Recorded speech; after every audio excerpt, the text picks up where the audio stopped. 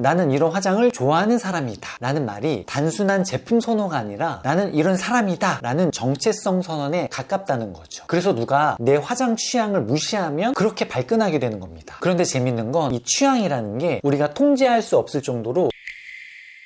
안녕하세요, 립바이 뷰티연구소입니다. 여러분, 혹시 남들은 다 별로라고 하는 화장법인데 이상하게 나는 계속 하게 되는 스타일 있으신가요? 반대로 다들 예쁘다고 난리인 유행 메이크업인데 정작 나는 시큰둥했던 적도 있으실 거예요. 오랫동안 서양 미학은 무엇이 아름다운가를 정확히 평가하고 판단하는 데에만 집착해 왔습니다. 하지만 정작 화장을 즐기는데 그런 박식한 평가가 꼭 필요할까요? 오늘 아름다운 이야기는 헝가리 철학자 벤체나너의 저서 미학책 4장을 통해서요, 왜 뷰티에서도 평가보다 나의 경험 그 자체가 훨씬 더 중요한지 이야기 나눠보도록 하겠습니다.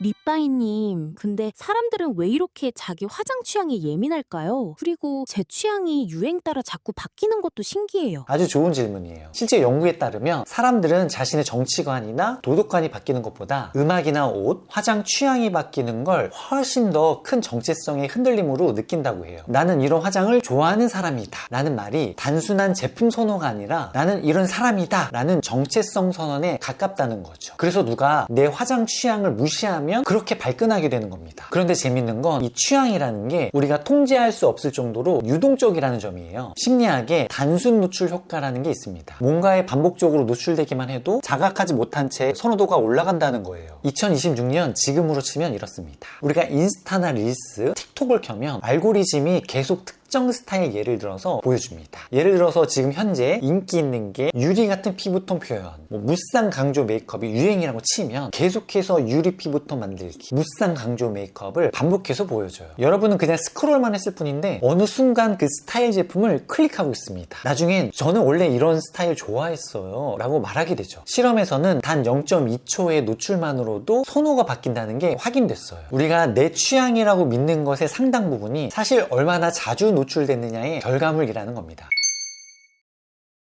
그럼 화장이나 미술을 제대로 즐기려면 이론이나 지식을 많이 알아야 하는 거 아닌가요? 전혀 그렇지 않습니다. 서양 미학의 역사는 오랫동안 식별하고 비평하는 판단을 최고로 여겼어요. 하지만 우리가 GRWM, 영어 신조어인 Get Ready With Me 영상을 보거나 직접 화장을 하는 진짜 이유가 평론가처럼 점수를 매기기 위해서일까요? 아니죠. 브러쉬의 질감이라든지 색을 블렌딩하는 손맛, 완성되어가는 과정을 지켜보는 그 시간 자체가 즐겁고 가치 있기 때문이에요. 그런데 우리는 화장이 끝나자마자 바로 셀카부터 찍어서 이거 어때? 예뻐? 별로야? 라고 평가부터 구합니다. 문화평론가 수전 손택은 이렇게 말했어요. 예술작품을 예술작품으로서 마주한다는 것은 하나의 경험을 한다는 것이지 어떤 문제에 대한 진술이나 답을 내놓는다는 것이 아니다. 화장도 마찬가지예요. 판단을 내리고 SNS에 올려서 좋아요 개수를 확인하는 즐거움과 실제로 그 화장 과정을 즐기는 즐거움은 완전히 다른 겁니다. 사실 이건 서양만의 특수한 집착이기도 해요. 인도의 라사 이론이나 이슬람 미학 전통에서는요, 애초에 평가보다 감정과 지각이 피어나는 경험 자체를 미학의 핵심으로 봅니다. 그러니까 화장 지식이 부족하다고 내 감상이나 즐거움이 덜 가치 있는 게 절대 아니에요.